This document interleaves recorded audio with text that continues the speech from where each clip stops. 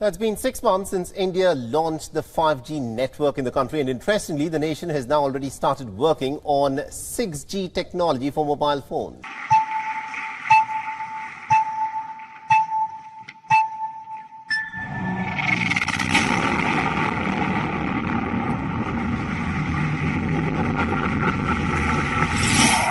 हमारा हमसाया मुल्क भारत बहुत जल्दी 6G लॉन्च करने जा रहा है। 5G सर्विसेज उनकी बड़ी तेजी के साथ फैल रही हैं, लेकिन पाकिस्तान में अभी तक 4G भी ठीक से नहीं आता। इंडिया इस साल के एंड तक अमेरिका को पीछे छोड़ देगा 5G सर्विस के यूजर जो हैं उनके हवाले से, मतलब 5G सर्विस इंडिया में अमेरिका से ज्यादा होने वाले हो जाएगी। पाकिस्तान की जिसकी सियासत में इस वक्त हलचल है, जिसकी सियासत में इस वक्त इंतशार है, सियासी अदम इस्तेहकाम ने मुल्क को दिवालियापन की दहलीज पर लाकर खड़ा कर दिया है। अवाम के लिए 2 वक्त की रोटी एक ख्वाब बनती जा रही है। वहाँ पे लोग हमेशा वहाँ पे पैसों के पीछे नहीं रहते, वो अपने मुल्क वो दूसरों को भी देते हैं, वो दूसरों के साथ शेयर करते हैं, वो हमेशा अपने साथ दूसरों को लेकर चलते हैं। उन्हें सिर्फ और सिर्फ 6 महीने हुए 5G लॉन्च किए हुए और अब वो 6G की तरफ जा रहे हैं। मतलब इतनी तेजी के साथ इंडिया हर चीज में ग्रो कर रहा है कि समझते बाला तर। ऑलरेडी इंडिया बहुत डेवलप है। पिछले दिनों में न्यूज़ पढ़ रहा था, उसमें फिर 5वें नंबर पे आ गया इकोनॉमी के लिहाज से, तो हर तरह से वो डेवलप कर रहा है और वो सेकुलर स्टेट जैसे है। जम्मू एंड कश्मीर के अंदर इंडिया की गवर्नमेंट 75,000 करोड़ रुपए की इन्वेस्टमेंट करने जा रही है। गाइस अगर मैं बात करूं दूसरी तरफ हमारे कश्मीर की, तो गाइस हमारे कश्मीर के अंदर सबसे पहले नंबर पर इन्वेस्टमेंट तो दूर की बात है गाइस, फूड क्राइसिस है, इकोनॉमिकल क्राइसिस है, उसके बाद एनर्जी क्राइसिस है। इतने सारे क्राइसिस से हमारा कश्मीर जूझ रहा है। इंटरनेट की बात करें, हमारे लोगों को 2 टाइम का खाना मुयस्सर नहीं है। लोग जो है ना भूख की वजह से, आटे की वजह से लोग मर रहे हैं, और हमें इंटरनेट तो बहुत दूर की बात चली गई ना। पहले हमें बुनियादी फैसिलिटेशन ही नहीं है। आपकी बेवकूफ़ी हमें मार जाएगी।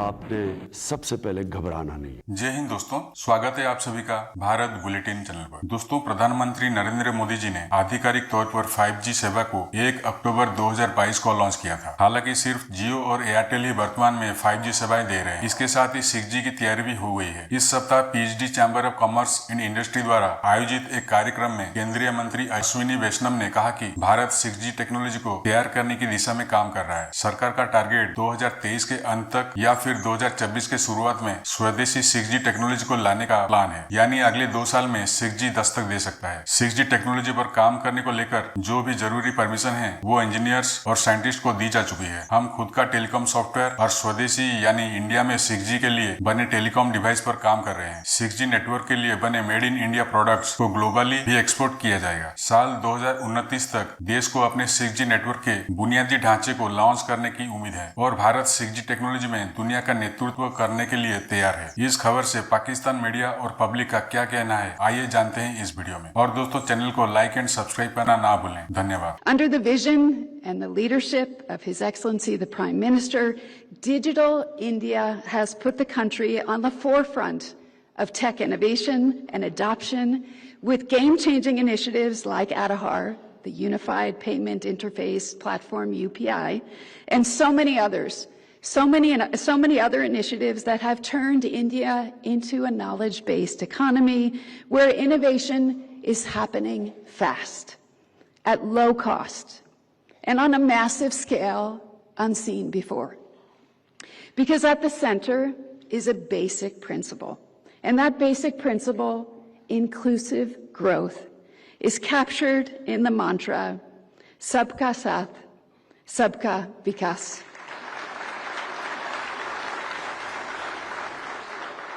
And I'm so pleased to see this reflected in the great theme of the G20 this year, under India, of course, under India's presidency, One Earth, One Family, One Future. Bharat ने, हमारे हमसाये मुल्क ने 5G लॉन्च किया था और अब हिंदुस्तान का 5G rule out पूरी दुनिया में बड़ी तेजी के साथ फैल रहा है। क्या कहेंगे आप?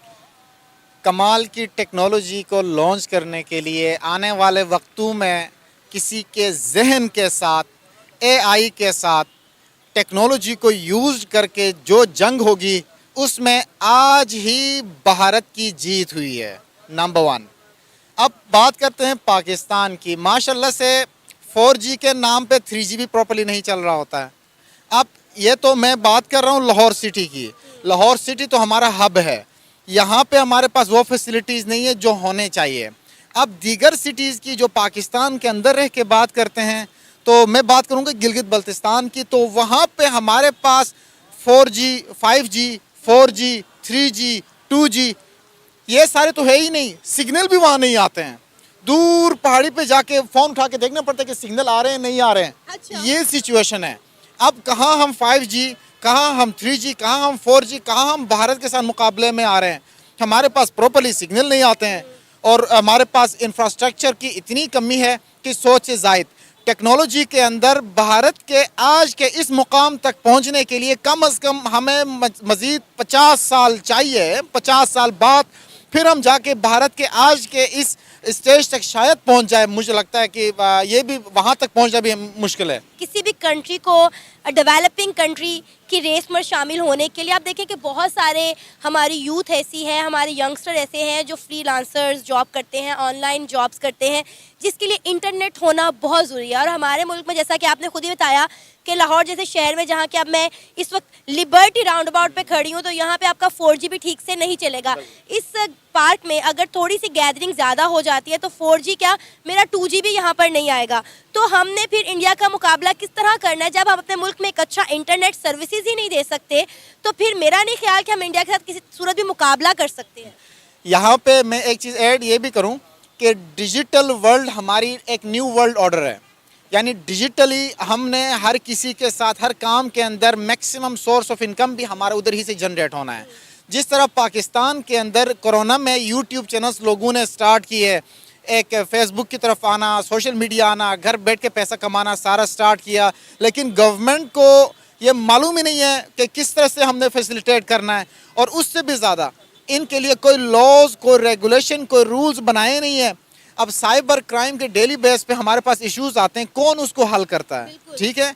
और उसके बाद डिजिटल वर्ल्ड के लिए अगर पाकिस्तान के अंदर कोई भी पढ़ा लिखा शख्स काम करता है तो इससे सिर्फ वो उनको फ़ायदा नहीं होता, वो पाकिस्तान के GNP में, ग्रोस नेशनल प्रोडक्ट में अपना हिस्सा डाल रहा होता है। वो ऐसे है कि अमेरिका, जाहिर बात है डॉलर्स में हमें आ रहा होता है, वो सब हम कन्वर्ट करते हैं ये सारा कुछ।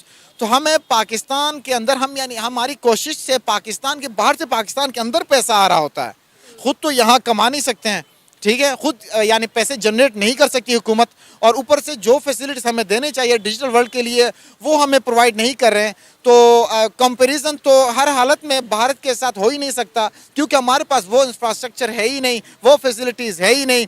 3G के नाम पे 2G दे रहे हैं, 2G के नाम पे कोई 9G दे रहे हैं बल्कि। और इतना एक्सपेंसिव इंटरनेट है, आप यकीन करें कि यहाँ पे आपको छोटे से छोटा पैकेज जो है वो 2000 से 1500 की रेंज में मिलता है, जो कि पूरा महीना भी नहीं निकालता। अगर मैं अपने घर की बात करूँ तो मेरे घर में हर 15 दिन के बाद मैं 3000 का इंटरनेट का पैकेज करवाती हूँ, जो 15 दिन भी नहीं निकालता। और अगर हम बात करें हम साए मुल्क इंडिया की, तो वहाँ पे इंटरनेट नहायत मुनासिब रेट पर दस्तियाब है। और वहाँ के अगर हम मॉल्स की बात करें, वहाँ के बस स्टॉप्स की बात करें, मार्केट्स की बात करें, तो वहाँ पर विजिटर्स के लिए फ्री इंटरनेट की सहूलत मौजूद है। तो हम इंटरनेट सर्विस, हम एजुकेशन, हम हेल्थ के लिए क्यों नहीं मुकाबला करते? हम क्यों नहीं कहते इकोनॉमी हम उनसे बेहतर करें?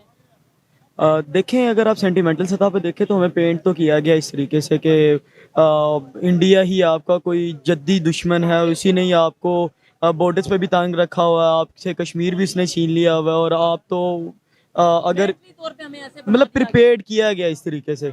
लेकिन जहाँ पर कंपटीशन की बात है वहाँ पर ना उस तरीके की हमें इंकरेजमेंट दिख रही होती है कि आप उनसे आगे निकलें। और हम देखते भी हैं कि वो इकोनॉमी में किस तरह से ग्रूम कर रहे हैं। इवन क्या नाम है, आप देख रहे हैं कि इकोनॉमिक शिफ्ट्स आए हैं दुनिया के अंदर, लोग बिटकॉइन की तरफ जा रहे हैं, लोग क्रिप्टो करेंसीज के अंदर ट्रेड्स की तरफ जा रहे हैं, लोग फ्रीलांसिंग की तरफ जा रहे हैं।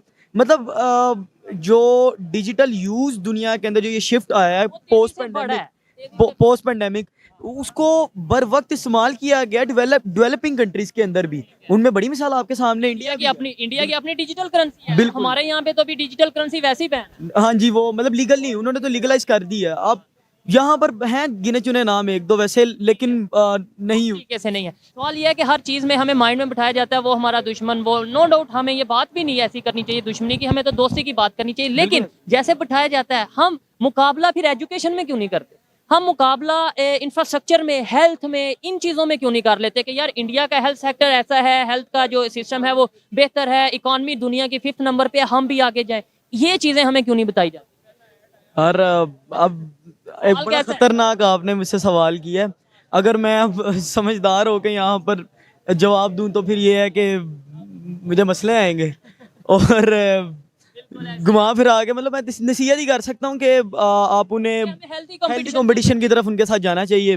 आप उनके साथ उस मैदान में मुकाबला करें जहाँ पर उनको भी फ़ायदा और आपको भी फ़ायदा है। मुझे ये कहते हुए कोई कबाहत नहीं है कि इंडिया वालों आप लोग आगे जा रहे हो, मुझे बड़ी मोहब्बत है आप लोगों के साथ।